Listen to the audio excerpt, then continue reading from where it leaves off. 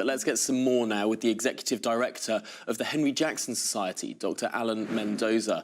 Alan, this is perhaps not a surprise for people who know Mike Freer well, people who have heard some of these stories over the last years, but for many people, this will be the first time they hear what an ordeal Mike Freer has been through, particularly in his constituency.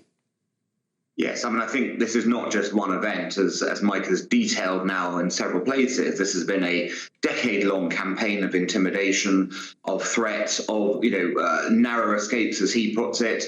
When at any given moment, I think that, he feared for his life, and quite rightly so. I think the most disturbing moment of all was to know that the Ali Harbi Ali, the murderer of Sir David Amess, had first tried to attend his surgery, Mike Freer's surgery, to kill him. And clearly, what's happened here is that a man with very strong and principled views, particularly on his pro-Israel sort of stance, has been targeted repeatedly by radical Muslim extremists. And quite rightly, I think he's just had enough. But what are we doing as a country to protect our legislators? Surely our democracy itself, as you started this segment, is in danger of being silenced now.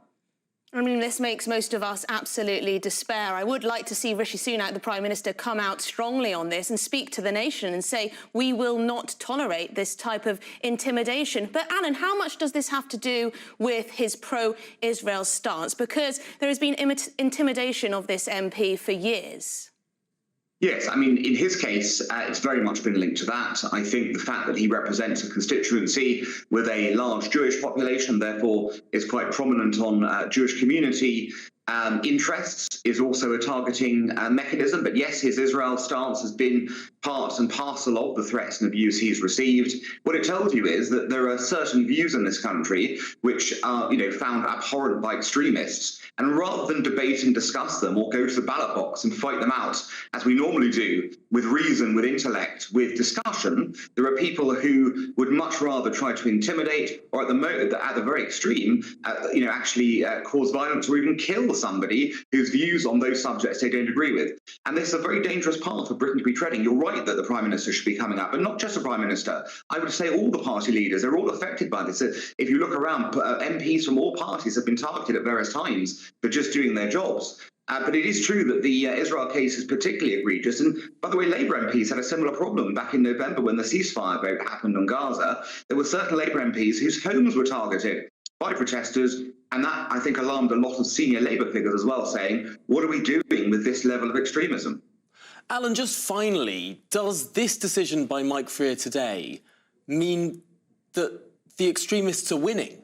That groups like Muslims Against Crusades have successfully got their man out of public life, that the next MP for Finchley and Golders Green will perhaps be a little less vocal on Israel, on speaking up for their Jewish constituents?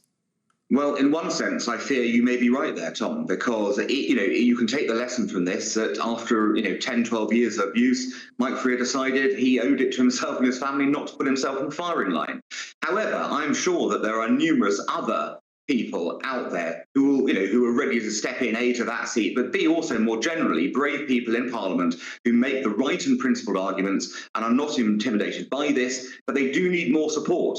It's time to get legislators who make these difficult decisions. They need to have proper support from police, from other activities to make sure they're not attacked in this way.